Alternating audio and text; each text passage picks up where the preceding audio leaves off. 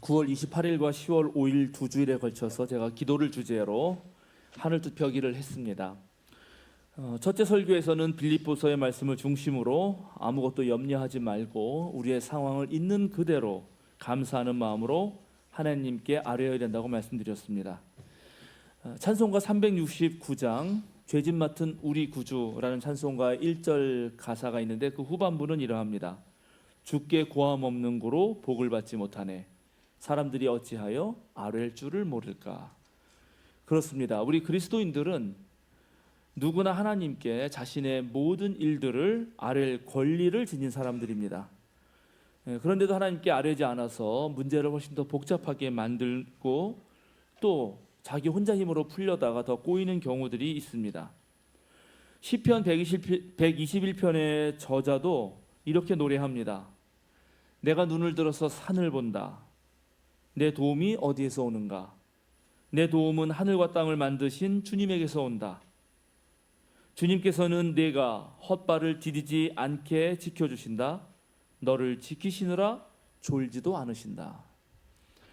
우리가 이 험한 세상에서 헛발을 디디거나 또는 자기가 자기 발등을 찍지 않으려면 우리는 하나님께로 나아가서 하나님과 상의하고 우리의 문제를 아뢰어야 하는 것입니다. 두 번째 설교에서는 야고보서의 말씀을 중심으로 잘못된 기도가 무엇인지 또 올바른 기도는 어떻게 하는 것인지 기도 훈련은 어떻게 되는지를 성찰했습니다. 잘못된 기도는 오래 할 수 없고 또 쉽게 포기하게 되는데 영국의 신학자였던 윌리엄 바클레이는 이를 극복하기 위해서 기도의 몇 가지 원칙을 우리에게 알려줍니다. 첫째, 기도는 하나님이 우리를 위해서 무엇인가를 하시는 것이 아니라 우리가 스스로 그 무엇을 할 수 있도록 도와주시는 일이라는 것입니다. 좋은 부모는 자식이 해달라는 거 다 해주진 않죠. 자녀가 성장할 수 있도록, 자녀가 스스로 해낼 수 있도록 도와주는 부모가 훨씬 더 좋은 부모입니다. 하나님도 마찬가지이십니다. 하나님의 능력은 우리와 무관하게 일어나는 것이 아니라 오히려 우리의 성숙한 행위를 통해서 드러나게 됩니다. 바로 기도라고 하는 것은 하나님의 능력이 나를 통해서 나타나도록 하나님께 나를 드리는 그런 행위라고 할 수 있습니다. 둘째, 기도는 상황을 바꾸는 것이 아닙니다. 오히려 우리를 바꾸는 것입니다. 보통 우리는 세상이 시끄럽고 복잡할 때, 또 내 주변 환경이 매우 혼란하고 어수선할 때 좀 한적한 곳에 가서 기도하기를 원하죠. 그래서 막상 조용한 곳으로 찾아가서 기도를 해보면 세상이 시끄러운 것이 아니라 내 마음속, 내 내면이 시끄러웠구나라는 것을 깨닫게 됩니다. 어쩌면 기도는 상황을 바꾸는 것이라기보다는 바로 나를 새롭게 변화시키는 것 아닐까, 내 관점과 내 안목을 바꾸는 것이 아닐까 그렇게 생각해 봅니다. 우리는 기도를 통해서 다르게 볼 수 있는 눈을 가지게 되고 그래서 상황은 똑같지만 전혀 다른 세계를 거기서 발견하고 또 다른 방법으로 문제를 해결하게 되는 것입니다. 셋째, 기도는 도피가 아니라 정복입니다. 어려운 문제로부터 회피하는 것이 아니라 내 인생의 길에서 험난하고 높은 언덕을 치워달라고 하는 것이 아니라 오히려 그것을 넘어갈 수 있게 해달라고, 그 힘을 달라고 하는 것이 기도입니다. 우리 구화 찬송가 213장에 주님 나의 길에서의 가사가 잘 표현하고 있죠. 하나님의 자녀에게도 또 예수의 제자에게도 고난과 역경이 찾아옵니다.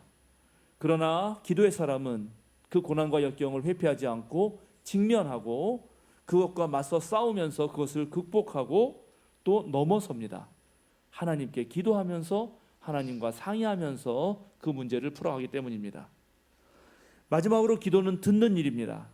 하나님이 우리에게 바라시는 바, 그것이 무엇인지를 듣는 것입니다.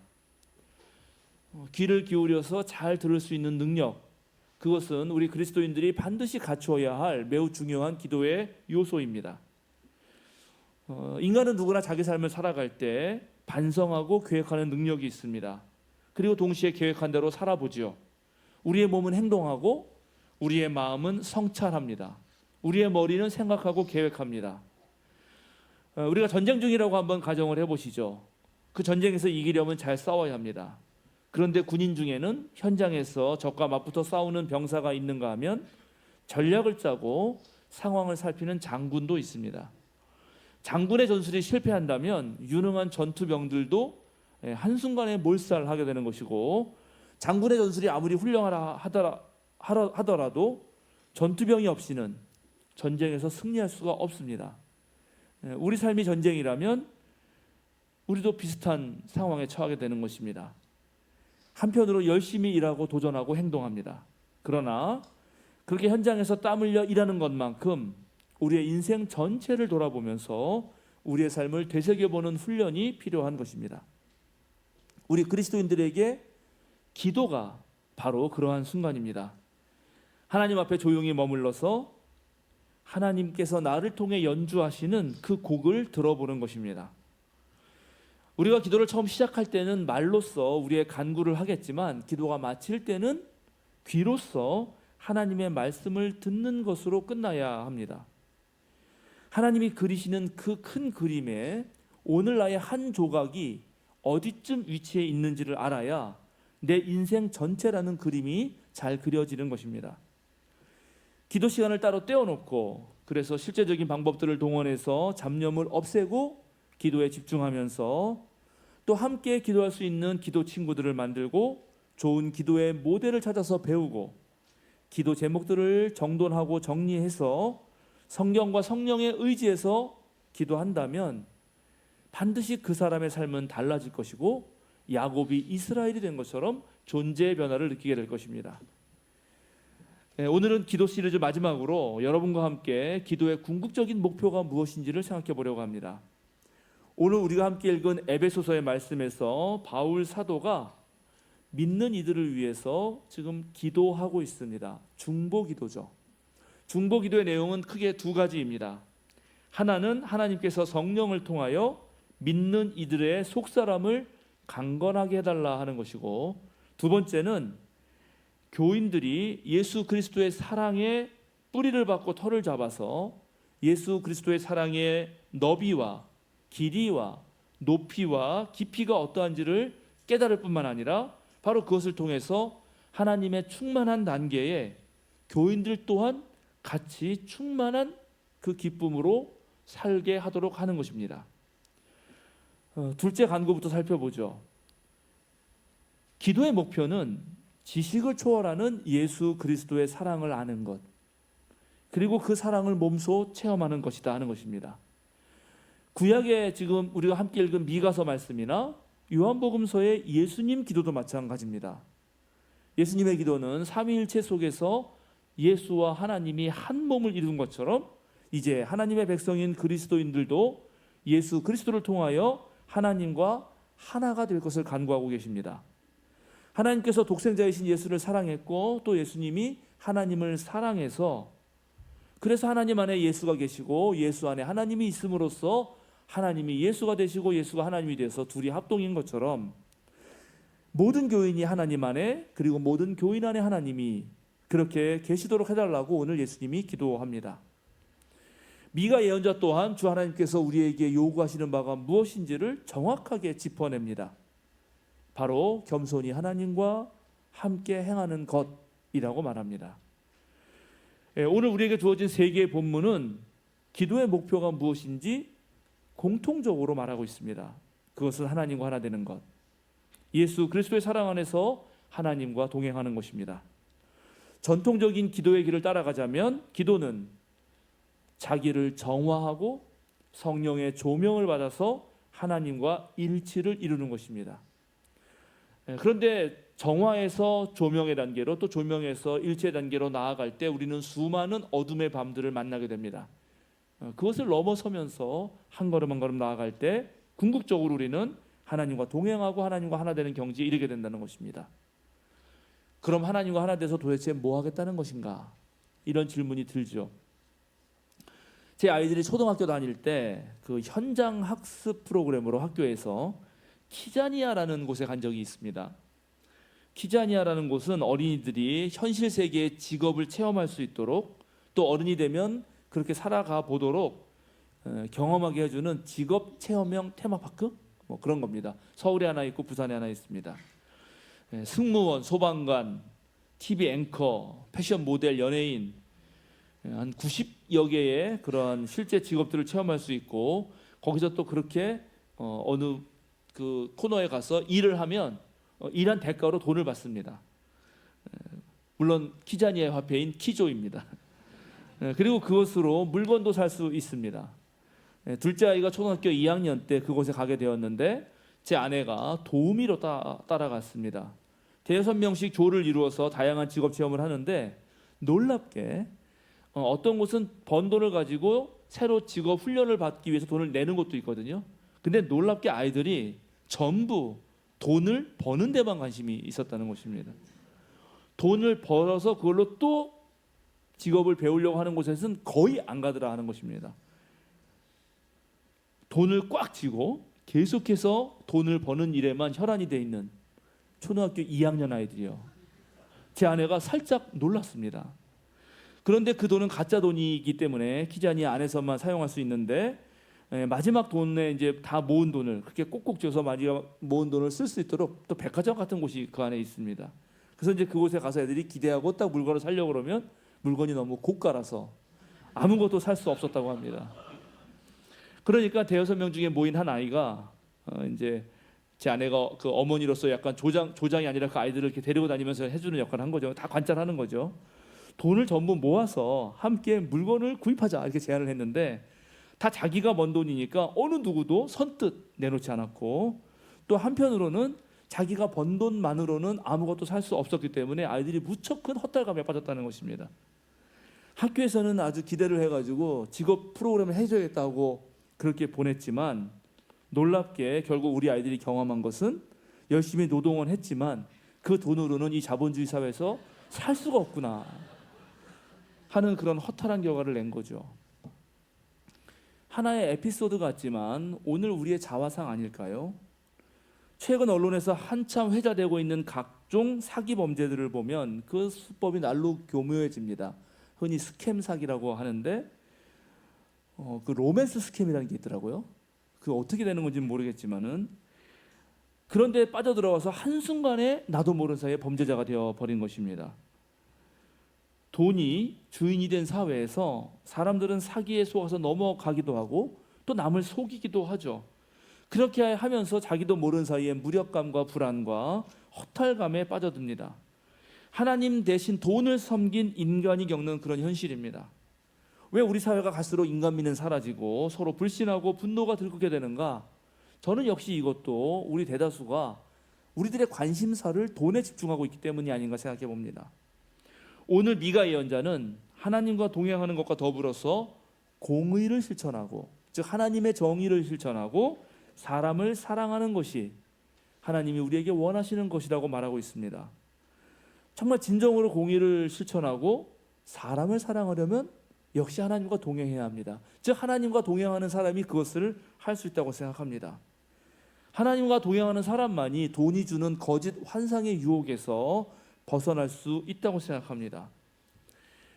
돈이 없어서 이런 모든 괴로움이 생기는 거라고 하는 그 생각, 돈이 있어도 또 느끼는 그 허탈감에서 구원받을 수 있는 유일한 길은 역시 하나님과 동행하는 것입니다. 향림교회 여러분, 우리들의 삶을 한번 잘 생각해 봅시다. 우리는 알게 모르게 정말로 이 자본주의 사회가 강요하고 있는 어떤 생각, 어떤 가치관에 물들어갑니다. 근데 자본주의 사회의 가장 큰 특징은 모든 존재를 상품화한다는 것입니다. 그러니까 우리 인간마저도 상품처럼 취급하고, 그러니까 궁극적으로 인간에게 참된 삶을 주지 못하는 것입니다. 그런데도 우리는 자꾸 거기에 속아 넘어갑니다. 우리가 왜 기도해야 하는가? 우리가 왜 하나님 앞에서 나를 성찰해야 하는가 하는 그 이유는 바로 이런 모든 거짓말에 속지 않기 위함입니다. 오늘 바울 사도는 우리 속사람이 아주 강건해지기를 열심히 기도하십니다. 속사람이란 인간의 가장 깊은 내면, 인격의 중심, 사유하고 뭔가를 해보려고 하고 감정을 느끼게 하는 그 밑바닥에 그 마음을 말하는 것입니다. 바울 사도는 바로 이 속사람이 하나님과 하나가 되고 거룩한 영으로 강건해지기를 기도하신 것입니다.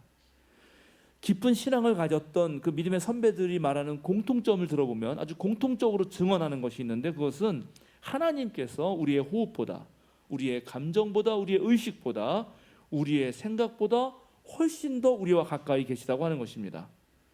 그런데 우리는 왜 평소에 그런 하나님을 못 만나는가? 바로 기도하지 않기 때문이죠. 하나님 앞에 서지 않고 하나님께 우리의 관심의 눈길을 보내지 않기 때문입니다. 우리는 깊은 기도와 묵상을 통해서 우리 자신이 하나님 안에서 살고 있고 하나님 안에서 존재하고 또 하나님으로부터 힘을 얻어서 살아간다는 사실을 깨닫게 됩니다. 그리고 그 하나님 안에서만 참된 평안에 이룰 수 있다는 사실을 알게 되는 것입니다.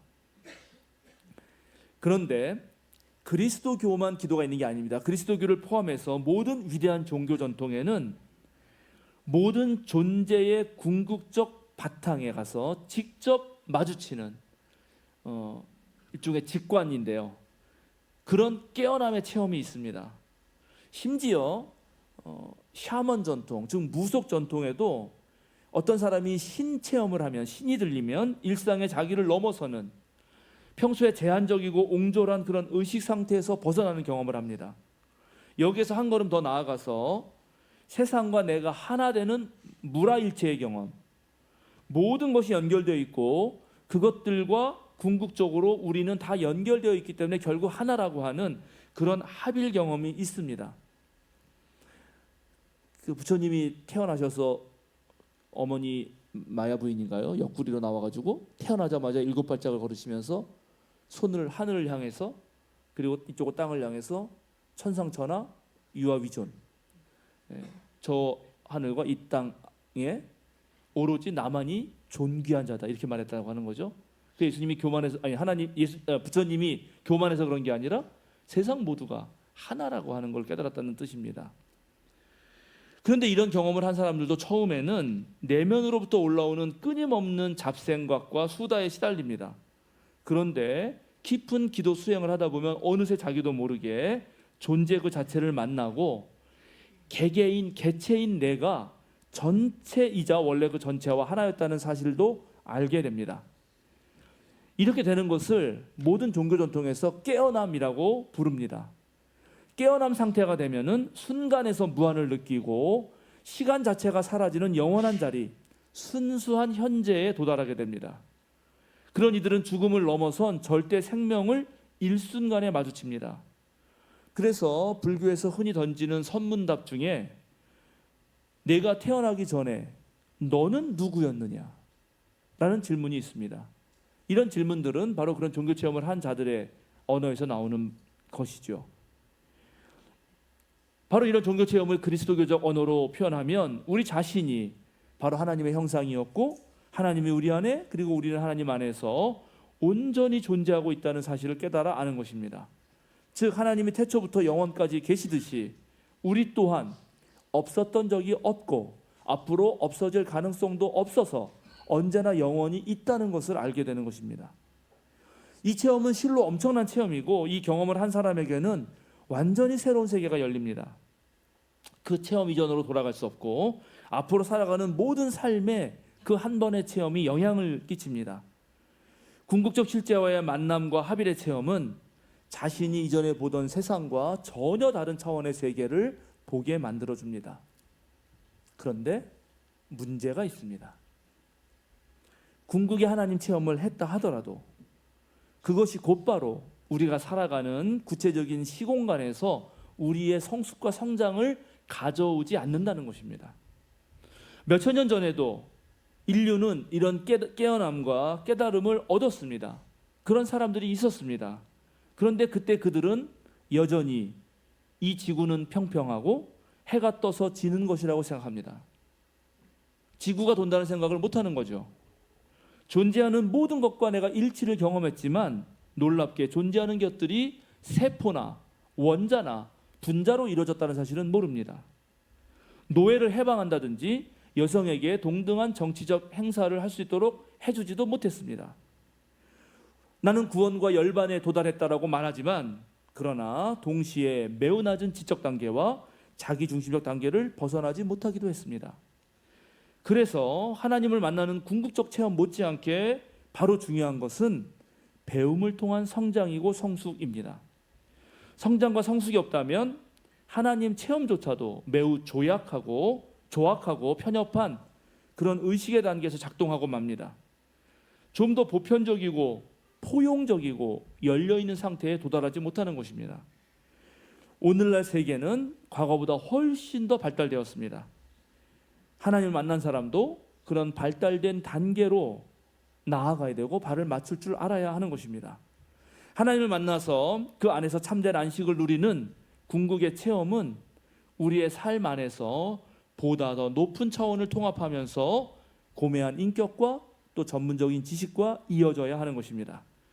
그럴 때만이, 바로 이런 교인들이 한국 개신교에 많이 늘어날 때만이 한국 개신교의 미래가 가능하고 있는 것입니다. 그래서 우리 향림교회가 이런 면에 관심을 많이 두어야 하고, 우리가 먼저 다른 교회들에 앞서서 길을 낼 줄 알아야 하는 것입니다. 사랑하는 향림교회 여러분, 우리 겸손하게 하나님 앞에 나아가 봅시다.